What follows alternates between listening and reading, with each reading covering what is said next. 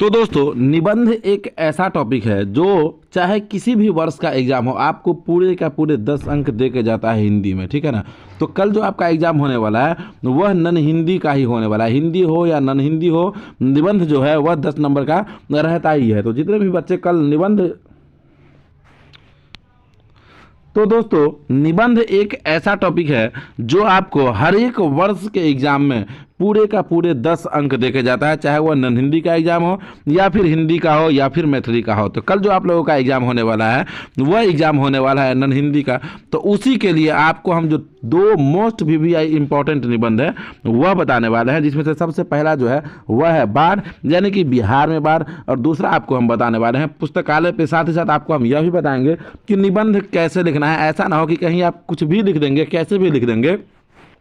तो 10 नंबर का जो क्वेश्चन है इसके लिए आपको केवल 5 अंक ही मिले या 6 अंक ही मिले। तो जैसे हम आपको बताएंगे वैसे आपको लिखना है। इससे पहले यदि वीडियो को लाइक करके चैनल को सब्सक्राइब नहीं किया है आप लोग तो वीडियो को लाइक करके चैनल को सब्सक्राइब कर लीजिएगा। तो चलिए शुरू करते हैं। देखिए, जैसे ही आप लोग क्वेश्चन पेपर में खंड ब में जाएंगे तो पहला और दूसरा क्वेश्चन जो रहता है मेरे भाई वो रहता है गद्यांश, यानी कि आपको पढ़ के और उसी के क्वेश्चन का उसी में जवाब देना है। बिना मतलब का आपको 20 नंबर मिल जाता है, सिर्फ आंसर देख के लिखना रहता है, आंसर भी उस क्वेश्चन पेपर में ही रहता है। अब जब आप लोग तीसरे नंबर क्वेश्चन पे आते हैं तब आ जाता है आपका निबंध, और निबंध आपसे पूरे का पूरे 10 नंबर में पूछा जाता है। जैसा कि आप यहाँ पे देख सकते हैं, कह रहा है कि निम्नलिखित में से किसी एक विषय पर दिए गए संकेत बिंदुओं के आधार पर लगभग 250 से 300 शब्दों में निबंध लिखे। आप स्क्रीन पे देख रहे हैं, 100% आप स्क्रीन पे देख रहे होंगे कि क्वेश्चन किस प्रकार से पूछता है। अब हम यहाँ पे आपको केवल 2 ही बताने वाले हैं, लेकिन एग्जाम में आपसे 5 को देगा और उसमें से कोई एक ही बनाना रहेगा। जैसे यहाँ पे हम आपको 2 बताने वाले हैं, क में पहले बाढ़ पे बताएंगे और फिर ख में आपको जो है पुस्तकालय पे बताएंगे, लेकिन वहाँ पे 5 रहेगा और 5 में से आपको कोई एक बनाना। तो जैसे देखिए, सबसे पहला नंबर जो हम आपको बताने वाले हैं वह बताने वाले हैं बाढ़ पे। तो बाढ़ पे निबंध में लिखने के लिए देखिए यह जो है थोड़ा वीवीआई है, इस वजह से हम जो है ना इसको थोड़ा ले लिए बाढ़ को और पुस्तकालय को, क्योंकि यह जो है ना ज़्यादा बार पूछता है। तो देखिए बाढ़ में जो निबंध पूछा हुआ है 20 में, 22 में, 24 में पूछा हुआ है और इस बार के लिए भी यह वीवीआई है। तो यहाँ पे दिया है संकेत बिंदु, दिया हुआ है कि सबसे पहले तो विषय प्रवेश यानी कि बाढ़ का अर्थ क्या है यह बताइएगा, पहला नंबर में कह रहा है। दूसरा कह रहा है कि बाढ़ का समय, बाढ़ आता कब है यह बताइएगा निबंध में। तीसरा कह रहा है कि बाढ़ का स्वरूप, बाढ़ से लाभ क्या है और हानि क्या है यह भी बताइएगा। और चौथा इसका उपसंहार भी पूछ रहा है। तो चलिए शुरू करते हैं। सबसे पहले हम लोग बात जानते हैं विशेष में, ठीक है ना, विषय प्रवेश यानी कि बाढ़ का अर्थ की बाढ़ हम लोग कैसे किसे कहते हैं। तो चलिए यहाँ पे देखिए, आप ध्यान से देखिए, कह रहा है कि यह विडंबना ही है कि अपने देश भारत को अभी भी बाढ़ से छुटकारा नहीं मिला है। बाढ़ का अर्थ है बढ़ना, वृद्धि।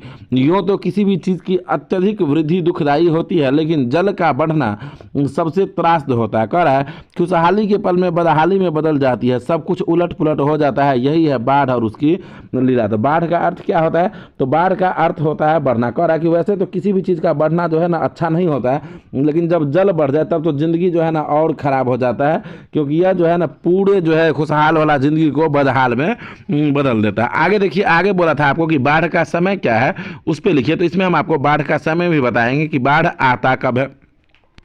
तो देखिए बाढ़ का समय में कह रहा है कि प्रायः जुलाई और अगस्त के महीने में जब वर्षा होती है तो पहले मैदान, वन, बाग और तालाब भरकर तृप्त हो जाते हैं। नदियाँ इठलाती हुई चलती है, नाले मौज बनाने लगते हैं। लेकिन जब वर्षा की झड़ी लग जाती है तो नदियाँ तटबंधों के अंकुश में नहीं रहती और किनारों को तोड़, ठीक है ना, किनारों को तोड़ बरोक टोक हहराती घहराती चलती पड़ती है। कह रहा है कि जल जो पहले खेतों, नदियों और लोगों को जीवन दाता प्रतीत हो रहा था, बाढ़ के समय जीवन लेता प्रतीत होने लगता है। आगे देखिए आपसे क्या कह रहा है। आगे देखिए कह रहा है यहाँ पे कि देखते ही देखते खुशहाली बदहाली में बदल जाती है। तो यह था बाढ़ का समय। बाढ़ का समय याद रखेगा कब? तो जुलाई और अगस्त, बाकी आपको बना के लिखना है। आगे अब आते हैं हम लोग और बात करते हैं आप जुड़े रहिएगा, क्योंकि इसके बाद हम लोग आपको पुस्तकालय पे बताने वाला है जो सबसे ज़्यादा वीवीआई है। आगे हम लोग बात करते हैं बाढ़ के स्वरूप के बारे में कि बाढ़ से लाभ और हानि क्या है।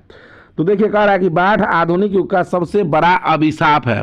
खेतों की फसलें नष्ट होने लगती है, घर द्वार तहस नहस हो जाते हैं, मवेशी मर खप जाते हैं और लोग बाग बह जाते हैं, ठीक है ना, जितना भी बाग वगैरह सब बह जाते हैं। जो लोग बच जाते हैं उन्हें खाने को अन्न नहीं मिलता और न जलाने को सूखी लकड़ी मिलती है। सोना तो अलग, खड़े होने की सूखी जमीन नहीं मिलती है। आगे देखिए कह रहा है आगे कह रहा है कि सड़कें टूट जाती है, रेल लाइनें क्षतिग्रस्त हो जाती है, नतीजा यातायात की समस्या खड़ी हो जाती है, लोग काल कवलित हो जाते हैं। बिहार, बंगाल, उड़ीसा, उत्तर प्रदेश के इलाके प्रत्येक वर्ष बाढ़ में डूबते उतराते हैं।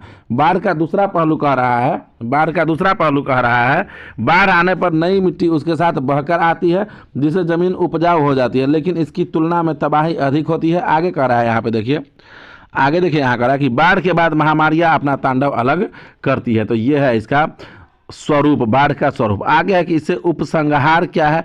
उपसंहार में देखिए इसमें क्या बोला था, कहा है कि भारत जैसे देश के लिए बाढ़ एक अभिशाप है। आज़ादी के 62 वर्षों के दौरान जाने कितनी सरकारें आई और गई, हर बार वायदे किए गए लेकिन बाढ़ पर लगाम न लगी। यह दुख की बात है। इस समय का अस्थायी समाधान ढूंढा जाना चाहिए। आगे कह रहा है ताकि तबाही न फैले, इसके लिए जरूरी है तटबंधों का निरंतर रख रखाव, नहरों की सफाई, रेगिस्तानी इलाकों में अतिरिक्त पानी का बहाव आदि। यह ठीक है कि राहत का प्रबंध सरकार करती है। आगे देखिए कह रहा है कि लेकिन राहत आते ही राजनीति शुरू हो जाती है। जरूरी है कि ऐसे ही नौबत न आए, और आए तो हर जरूरतमंद को राहत मिले। ये हो जाएगा आपका बाढ़ पे निबंध। तो इस प्रकार से यदि आप लिखते हैं तो आपका एक भी नंबर नहीं कटता है। अब जो हम आपको बताने वाले हैं वह बताने वाले हैं पर्यावरण पर, कि पर्यावरण पर जो हम लोग निबंध लिखेंगे तो वह कैसे लिखेंगे। तो चलिए शुरू करते हैं। और देखिए पर्यावरण पर निबंध जो है यह बहुत ही इंपॉर्टेंट टॉपिक है, क्योंकि देखिए यह क्वेश्चन जो है आपसे यह 20, 21, 23 और 24 में पूछा हुआ है। ठीक है, पर्यावरण में बहुत ज़्यादा बार पूछता है, तो आप इसे देख के जाइएगा। ठीक है, अब इसमें 3 वो चीज़ बोला है आपको बताने के लिए, एक तो भूमिका, दूसरा महत्व और तीसरा परिकार। कि पर्यावरण का भूमिका क्या है, इसका महत्व क्या है और इसका प्रकार क्या है, यह बोला है आपको बताने के लिए। तो सबसे पहले बात करते हैं भूमिका के बारे में कि पर्यावरण का भूमिका क्या है। तो देखिए भूमिका में कह रहा है कि पर्यावरण का अर्थ होता है पुस्तक प्लस पर्यावरण नहीं, पुस्तकालय।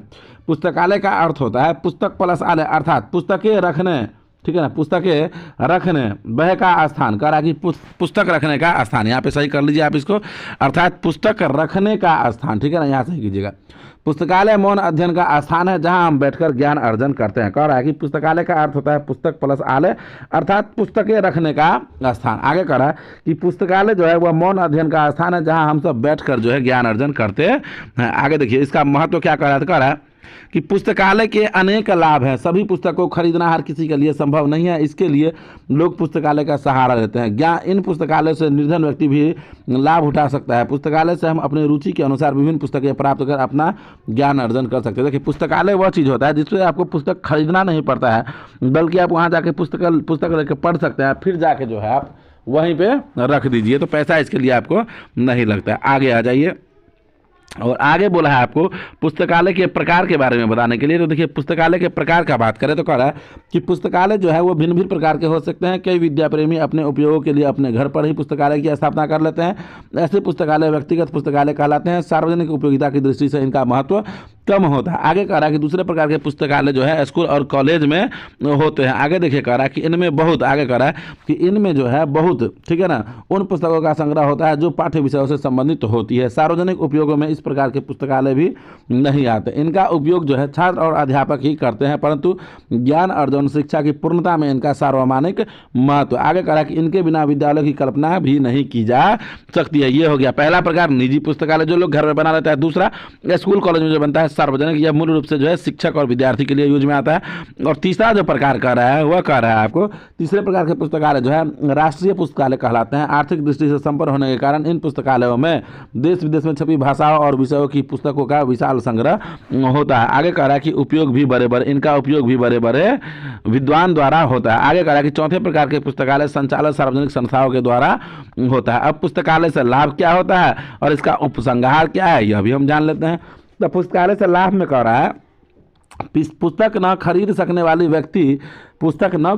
वाले व्यक्ति जो होते हैं वह ग्रामीण समुदाय पुस्तकालय की पुस्तकों को पढ़कर लाभ उठाते हैं, जो नहीं खरीद सकता है। इसका उपसंहार है कि पुस्तकालय हमारे जीवन में प्रभावशाली महत्व रखते हैं। आज आधुनिकता के दौर में पुस्तकालयों का महत्व नई पीढ़ी इंटरनेट एवं गूगल सर्च कर प्राप्त कर रहा है, जो अत्यंत ही सोचनीय बात है। ये हो जाएगा। तो ये था वो दो निबंध जो बहुत ही ज़्यादा VVI है आपके लिए। हम ये कदापित नहीं कर रहे हैं कि यह मिल जाएगा, आपको लिखने का प्रोसेस बताया है और यह बहुत ही ज़्यादा VVI है, तो हो सकता है कि मिल भी जाए। ठीक है ना, यदि वीडियो अच्छा लगा तो वीडियो को लाइक करके चैनल को सब्सक्राइब कर लीजिए। जो यदि अच्छा नहीं लगा तो आप वीडियो को डिसलाइक भी कर सकते हैं।